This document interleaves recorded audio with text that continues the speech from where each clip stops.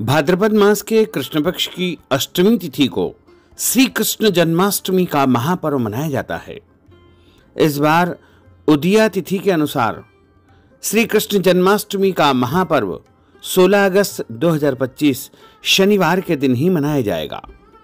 लेकिन स्मार्त संप्रदाय के जो भक्तजन हैं वो 15 अगस्त 2025 शुक्रवार को श्री कृष्ण जन्माष्टमी मनाएंगे और वैष्णव संप्रदाय के भक्तजन 16 सितंबर 2025 शनिवार को श्री कृष्ण जन्माष्टमी मनाएंगे। भगवान श्री कृष्ण का प्रागट्य आज से ठीक 5252 वर्ष पहले द्वापर युग में भाद्रपद मास के कृष्ण पक्ष की अष्टमी तिथि बुधवार रोहिणी नक्षत्र और चंद्रमा जब अपनी उच्च राशि वृषभ में थे, ऐसे शुभ समय में मध्य रात्रि ठीक 12 बजे भगवान का प्रागट्य मथुरा नगरी में हुआ था। इस बार भगवान श्री कृष्ण के अवतरण दिवस, प्रागट्योत्सव, जन्मोत्सव, श्री कृष्ण जन्माष्टमी कुछ पंचांगों में 15 अगस्त 2025 शुक्रवार को बताई है और अधिकतम पंचांगों में 16 अगस्त 2025 शनिवार को जन्माष्टमी बताई गई है। इस प्रकार श्री कृष्ण जन्माष्टमी 2 दिन बताई गई है, लेकिन शास्त्रों में सूर्योदय व्यापिनी पर्वकाल सर्वश्रेष्ठ बताया है। हमारे सत्य सनातन धर्म में व्रत पर्वों के निर्णय हेतु सर्वमान्य ग्रंथ धर्म सिंधु के पृष्ठ क्रमांक 12 एवं 13 पर तथा निर्णय सिंधु के पेज क्रमांक 63 में स्पष्ट लिखा हुआ है कि उदय व्यापिनी ग्राह्या अर्थात उदय व्यापिनी जन्माष्टमी को ही ग्रहण करना चाहिए।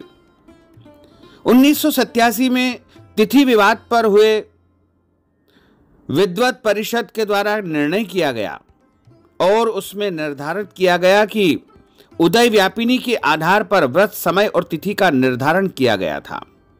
उसी निर्धारण गणित के आधार पर श्री कृष्ण जन्माष्टमी सूर्योदय में अष्टमी तिथि पर ही मनाई जाएगी, यानी 16 अगस्त 2025 शनिवार को ही श्री कृष्ण जन्माष्टमी मनाई जाएगी। अष्टमी तिथि का जो प्रारंभ है वो 15 और 16 अगस्त 2025 की मध्य रात्रि 11:50 से हो रहा है, जो कि 16 अगस्त की रात को 9:35 पर अष्टमी तिथि का समापन हो जाएगा। अब कई लोग ये सोच रहे होंगे कि 12 बजे जब अष्टमी तिथि हो उसी दिन जन्माष्टमी मनाना चाहिए, लेकिन यह बिल्कुल गलत है।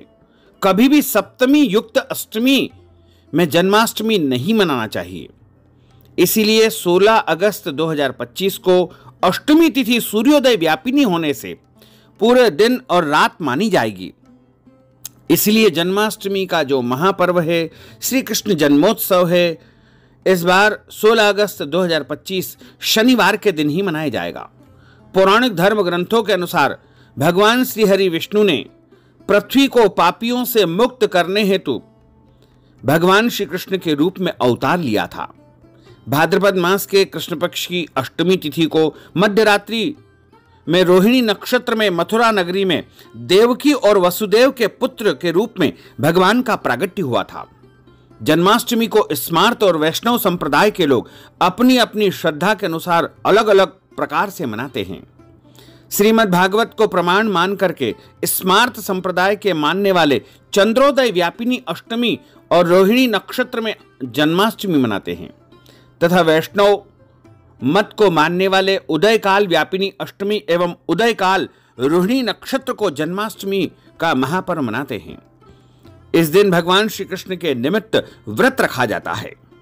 इस दिन जिस प्रकार हम एकादशी का व्रत रखते हैं, उसी प्रकार जन्माष्टमी का व्रत रखा जाता है। इस व्रत को रखने से धर्म, अर्थ, काम और मोक्ष की प्राप्ति होती है और मोह माया के जाल से मुक्त हो जाता है। यदि यह व्रत किसी विशेष कामना के लिए किया जाए, जैसे विवाह के लिए किया जाए, पुत्र प्राप्ति के लिए किया जाए या संतान प्राप्ति के लिए या फिर अन्य किसी भी कामना के लिए यह व्रत किया जाए, तो वह कामना पूर्ण हो जाती है। श्रद्धालु जो वैष्णव संप्रदाय के अनुयायी है, उनको सूर्योदय व्यापिनी अष्टमी में मानना चाहिए। जन्माष्टमी का निर्णय सनातन ग्रंथ में बताए नियमों के आधार पर करना चाहिए। इस अंतर को समझने के लिए एकादशी उपवास एक अच्छा उदाहरण है। एकादशी के व्रत को करने के लिए स्मार्त और वैष्णव संप्रदायों के अलग अलग नियम होते हैं।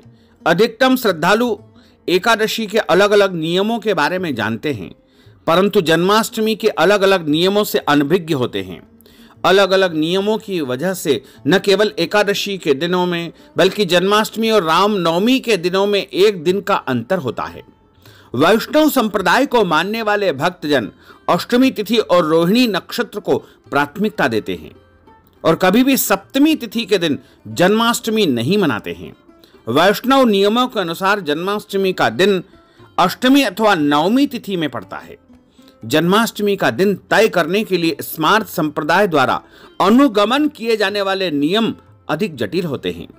इन नियमों में निशिता काल, जो कि सनातन हिंदू धर्म में अर्धरात्रि का समय माना गया है, उसको प्राथमिकता दी जाती है। जिस दिन अष्टमी तिथि निश्चित काल के समय व्याप्त होती है, उस दिन को प्राथमिकता दी जाती है।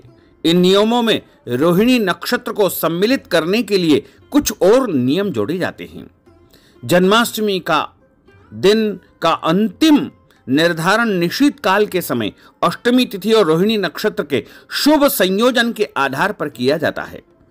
वैसे स्मार्त नियमों के अनुसार सनातन कैलेंडर में जन्माष्टमी का दिन हमेशा सप्तमी अथवा अष्टमी तिथि के दिन पड़ता है।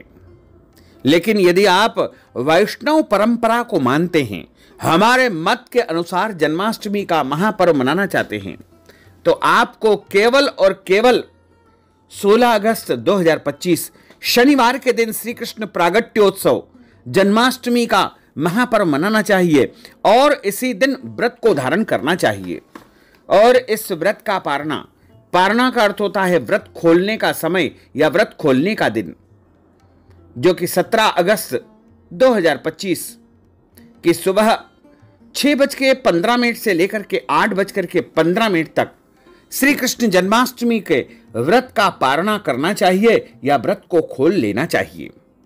जन्माष्टमी की मध्यरात्रि में यानी 16 और 17 अगस्त की मध्यरात्रि में भगवान का विशेष पूजन अर्चन करके उनका जन्मोत्सव मनाया जाएगा, प्रागट्योत्सव मनाया जाएगा और इसी मध्यरात्रि 12 बजे उनकी आरती उतारी जाएगी, उत्सव मनाया जाएगा, भजन कीर्तन किए जाएंगे और बड़े धूमधाम के साथ में लाला का जन्मोत्सव मनाया जाएगा।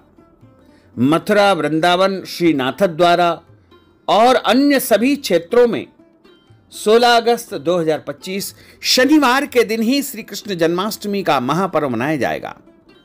इसलिए आप सभी 16 अगस्त को ही श्री कृष्ण जन्माष्टमी का महापर्व मनाएं, इसी दिन व्रत रखें और भगवान श्री कृष्ण कन्हैया का जन्मोत्सव प्रागट्योत्सव बड़े धूमधाम के साथ में मनाएं। बोलिए श्री कृष्णचंद्र भगवान की जय। भक्तजनों, माताओं, बहनों, आप सभी से अनुरोध है कि इस ज्ञानवर्धक वीडियो को अधिक से अधिक लोगों को शेयर करिएगा, लाइक करिएगा, कमेंट करिएगा और यदि अभी तक आपने सब्सक्राइब नहीं किया है तो अभी और इसी समय सब्सक्राइब कर लीजिए ताकि इसी प्रकार की ज्ञानवर्धक वीडियो आपको सबसे पहले प्राप्त हो सके। आपको और आपके पूरे परिवार को सादर जय श्री कृष्ण, सादर धन्यवाद।